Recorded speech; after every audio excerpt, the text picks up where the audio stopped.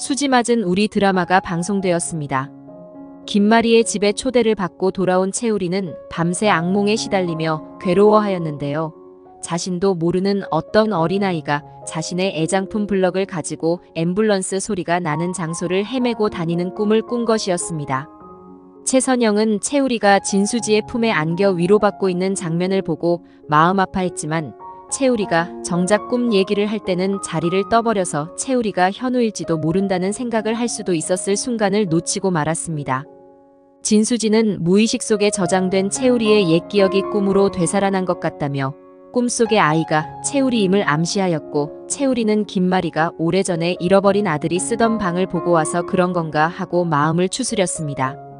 최선영은 채우리가 악몽을 꿔서 힘든 줄은 미처 생각 못하고 진수지와 남매로 살아가는 것이 견디기 힘들어서 진수지의 품에 안겨 울고 있다고 생각하여 채우리를 어떻게 해야 하나 고민에 빠졌는데 진수지는 원래 자신의 친딸이고 이제는 빼도 박도 못하게 자신의 딸로 호적에까지 올렸으니 친아들이 아닌 채우리를 호적에서 내보내야 하나 갈등에 빠진 것이었습니다.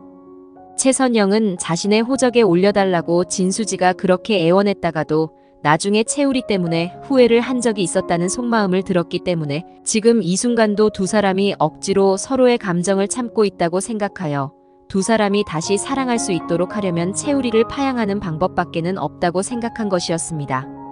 하지만 최선영이 알고 있는 채우리는 부모가 양쪽 다 죽고 없는 상황으로 알고 있기에 가족도 없는 채우리를 파양한다는 것은 생각할 수가 없는 일이었습니다. 최선영이 채우리를 입양했을 때 채우리의 엄마는 암으로 죽은 것을 알고 있었지만 아버지에 대해서는 잘 모르고 있었을 것인데요. 김마리나 한진태에게 채우리가 결코 현우가 아니라는 뜻을 강하게 내비치는 것으로 봐서는 최선영 나름대로의 확신이 있었을 것으로 보입니다. 정순정이 채우리의 아버지가 일찍 죽었다고 거짓말을 하였던지 정순정과 채우리가 자신과 한 병실을 쓰면서도 아무도 가족이라고 찾아오는 사람이 없으니 정순정이 죽고 난 후에는 채우리에게 남은 가족이 없다고 판단했을 것입니다. 한진태와 김마리가 번갈아 마당집에 들러 채우리를 의심해 보는데도 최선영은 한사코 채우리가 원장 부부가 찾는 아들이 아니라고 확신했지만 채우리가 갑자기 분원 발령을 받게 되면서 채우리가 현우일지도 모른다는 의심을 할 수밖에 없는 상황이 올 것입니다. 한진태는 최선영의 말을 듣고 채우리가 현우라는 답을 내렸고 채우리를 충주분원으로 보내버리기로 마음을 먹었는데요.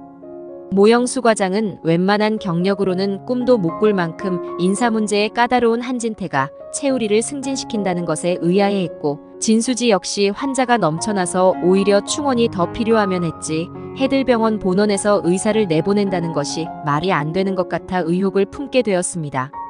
모영수의 말대로 채우리는 아무 죄도 없이 김마리의 아들이라는 이유로 한진태에게 미운 털이 왕창 박힌 상태였는데요. 채우리는 자신의 임상 경력을 가지고는 분원 과장직을 맡기에 부족하다며 사양을 하였고 한진태는 어떻게든 이 일을 성사시켜야 했기에 채우리를 무조건 추켜 세우며 꼭 과장을 맡아주기를 당부하였습니다.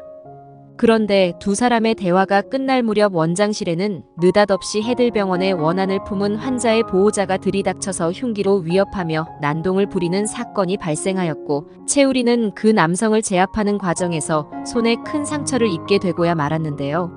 한진태는 자신을 구해주려다 다친 채우리에게 엉겹결에 자신의 손수건으로 지혈을 해주었고 채우리가 돌아간 뒤에야 비로소 정신이 돌아와 채우리의 혈액이 묻은 손수건을 보며 채우리와 김마리의 유전자를 검사해야겠다는 생각이 들었습니다. 방금 전 채우리가 자신을 도와준 일마저 무시해버릴 정도로 한진태는 채우리에 대한 존재가 싫었던 것인데요. 검사를 한 후에는 채우리에 대한 압박이 더욱 심해질 것이고 진수지가 채우리에게 언제든 도움이 필요하면 여동생 찬스를 써서 이용해 먹으라고 말한 것처럼 진수지가 한진태의 위협으로부터 결정적인 순간에 채우리를 보호해주지 않을까 예상이 됩니다. 한진태가 채우리의 혈흔을 확보하고 최종 검사를 하려고 마음을 먹고 있는 동안 김마리도 장영사의 도움을 받아 현우 찾는 일에 급진전을 보이고 있었는데요. 장영사는 현우를 유괴한 용의자로 정순정을 지목하였고 김마리는 현직 경찰이 아닌 장영사 대신 직접 해들 요양병원에 문의하여 정순정의 기록이 사라진 것까지 알아냈습니다. 그런데 최근에 한진태도 98년도에 자료를 요청한 사실을 알게 되자 김마리는 한진태도 정순정에 관해 뒷조사를 하고 있는 것인가 추측하게 되었고 자신보다 더 발빠르게 현우의 행방을 수소문하고 다니고 있다는 생각이 들었습니다. 김마리가 장영사와 통화하는 것을 들은 오비서가 수상한 표정을 짓고 나가는 장면이 보였는데요. 한진태는 비서실장에게 오비서를 통해 김마리의 동향을 보고받기로 했기 때문에 자신이 해들 요양병원에 정순정의 자료를 찾으러 다녀간 사실을 김마리가 알게 되었을 수도 있다는 생각에 김마리의 숨통을 더욱 조이려고 작정을 하였고 결국 88화에서 한진태는 현우의 방을 마음대로 치워버리면서 김마리를 본격적으로 괴롭히기 시작합니다. 한진태는 채우리를 충주분원으로 보내버리고 김마리를 정신병자로 몰아가면서까지 현우 찾는 일을 방해하지만 언제까지 채우리가 현우라는 그 비밀을 혼자만 간직할 수 있을지 한진태의 뜻대로만은 되지 않을 것인데요. 바로 진나영이 있기 때문이죠. 장윤자는 공유주방 계약을 마치고 정식으로 비비롤 사업을 시작한 진장수에게 한현성이 든든한 버팀목이 되어주기를 바라지만 한진태의 집안은 지금 위기 상태에 있다는 것을 진나영은 누구보다도 잘 알고 있기 때문에 친정에 신경 쓸 여유가 없습니다. 한진태나 김마리나 왜 정순정이라는 사람을 찾고 야단인지 궁금했던 진나영은 한진태의 서랍에서 정순정의 자료를 찾아내고 한현성에게조차 비밀로 한 후 자신도 정순정 찾기에 동참하는데요. 정순정이 채우리의 엄마인 것을 알게 되고 채우리가 한현성의 형이 아닌가 의심을 하게 되면서 더욱더 한진태의 편에 서서 김마리가 채우리를 알아보지 못하도록 회방을 놓을 것 같습니다. 88화에서 한진태는 채우리의 손을 닦아준 손수건을 물끄러미 바라보는데요. 얼른 집에 들러 김마리가 없을 때 김마리의 머리카락을 챙겨야 한다는 생각이 듭니다. 진나영은 갑자기 집으로 들어온 한진태를 보고 이상하게 생각하는데요. 한진태가 곧장 주방으로 들어가 무얼 찾는 것을 보니 더욱 수상한 마음이 듭니다. 한진태는 주방에서 다급하게 지퍼백을 찾아내어 안방으로 들어가 김마리의 빗에서 머리카락을 모아 담기 시작하는데 채우리 선생은 현우가 아니어야만 해. 만약 채우리 선생이 현우라면 내가 읽어놓은 모든 것이 한순간에 무너지고 말 거야. 그러니 절대로 아니어야만 해. 한진태는 최선영이 들려준 얘기를 믿고 싶지 않았고 채우리가 현우가 맞을 경우와 현우가 아닐 경우 두 가지를 다 생각하면서 유전자 검사 결과가 불일치로 나오기만을 간절히 바랍니다. 한진태의 행동을 몰래 관찰하던 진나영은 한진태가 금방 다시 나가는 것을 보고 안방으로 들어가서 도대체 아버님은 왜 오신 거야? 뭘 하다가 나가신 거야? 하며 방 안을 둘러보는데 김마리의 화장대에 머리카락이 너저분하게 떨어져 있는 것을 발견합니다. 어머님답지 않게 오늘 화장대가 지저분하네. 아줌마에게 다시 청소하라고 해야겠다 하며 가정부에게 오늘 안방 청소를 하지 않았냐고 한 소리를 하자 가정부는 이사장님이 나가시자마자 바로 청소했다며 무슨 소리를 하는 거냐고 말합니다. 진나영은 한진태가 갑자기 집에 와 김마리의 화장대를 어지럽혀 놓고 갔다는 것이 무엇을 의미할까 머리를 굴려봅니다.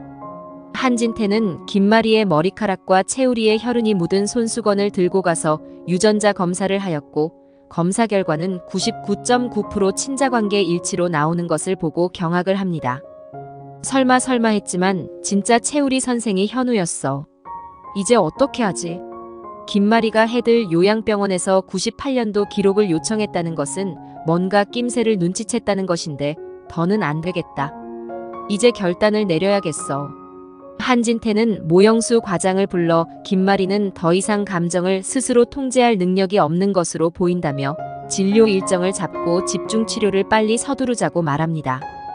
모 과장님, 제가 지금 의사로서 부탁을 하는 것이 아니라 이사장의 남편으로서 아내를 지키고 싶은 마음에 부탁을 하는 겁니다.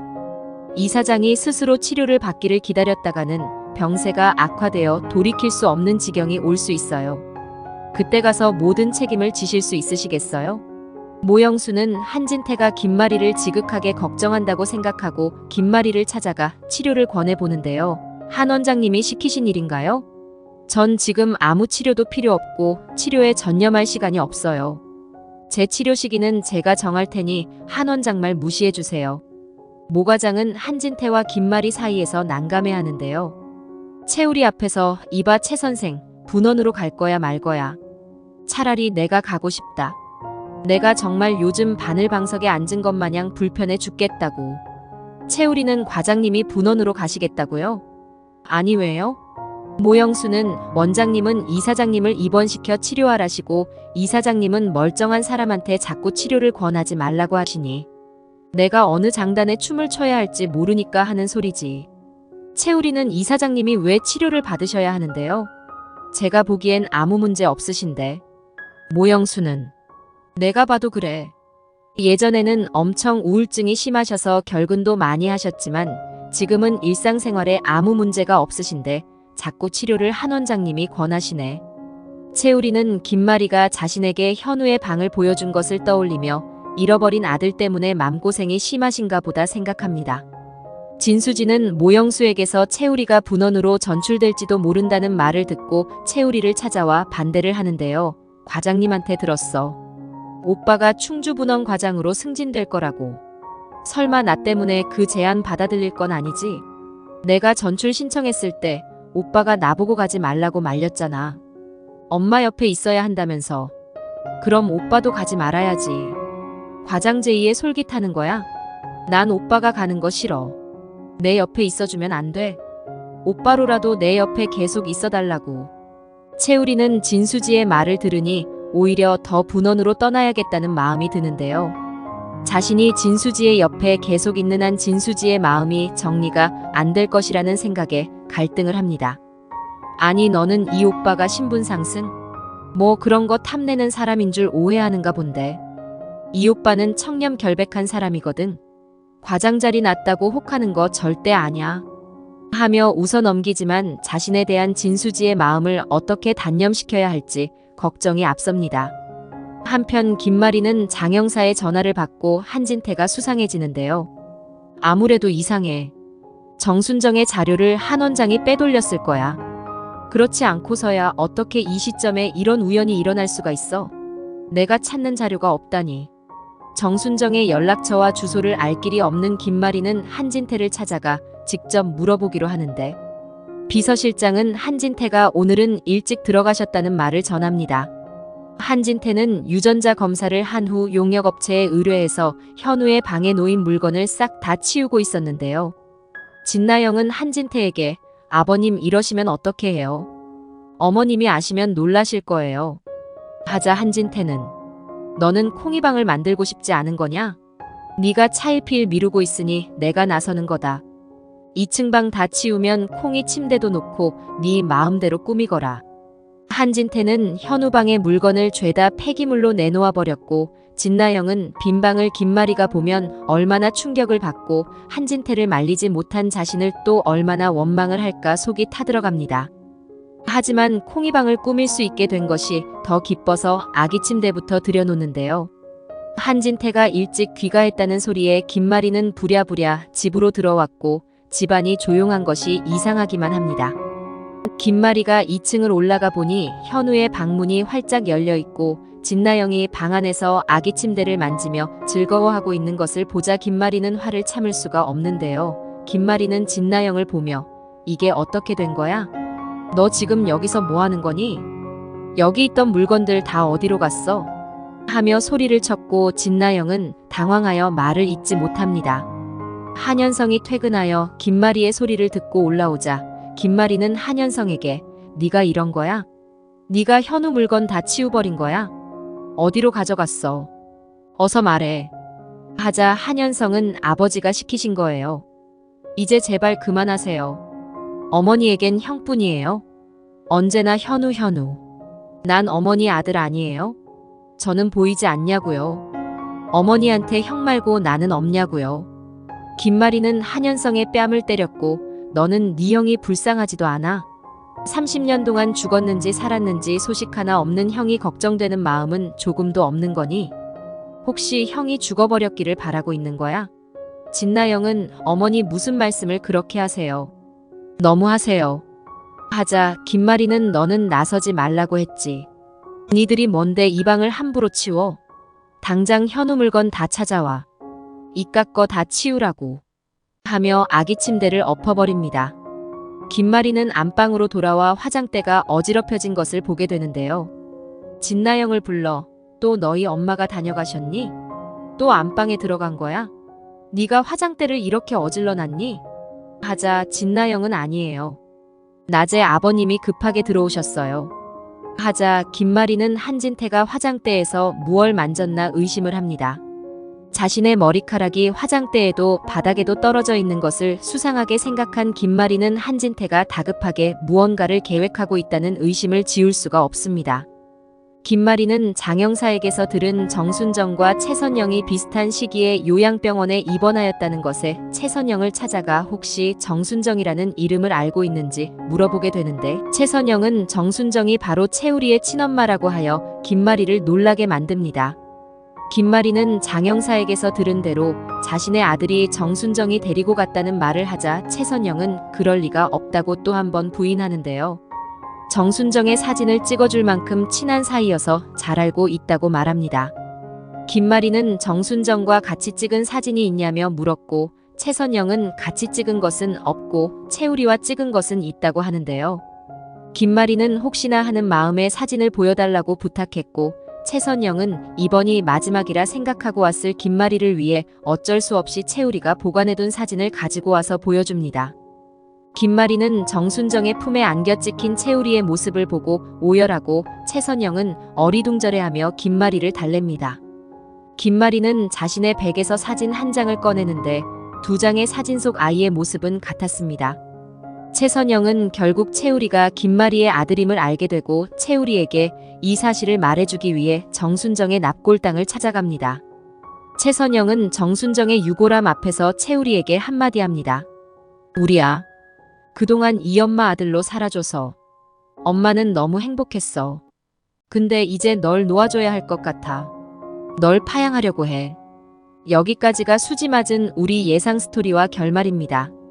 88화에서 한진태는 김마리와 채우리를 유전자 검사를 하여 친자 관계인 것을 알게 되자 김마리의 동의도 없이 현우의 방을 치우고 김마리는 최선영을 찾아가 정순정의 사진을 보고 채우리가 자신의 아들임을 증명해 보입니다.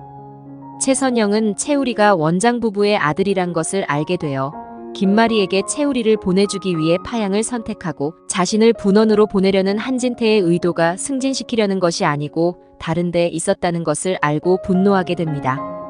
김마리는 한진태를 해임시키고 채우리를 병원장으로 선임합니다. 시청해주셔서 감사합니다.